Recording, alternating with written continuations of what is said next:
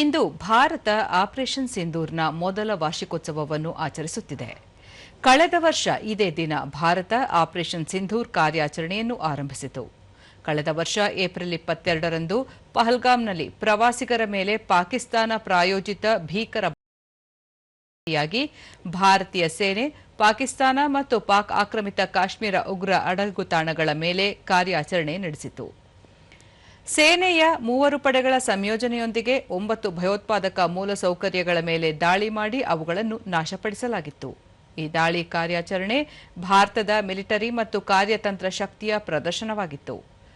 ಇದನ್ನು ಮಿಲಿಟರಿ ಹಾಗೂ ಮಿಲಿಟರಿಯೇತರ ವಿಧಾನಗಳ ಮೂಲಕ ನಡೆಸಲಾಯಿತು.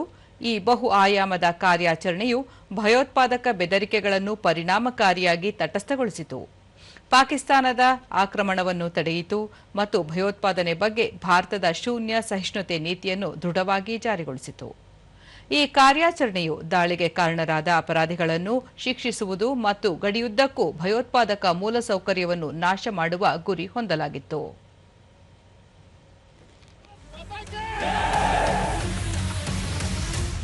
टेरर और टॉक एक साथ नहीं हो सकते।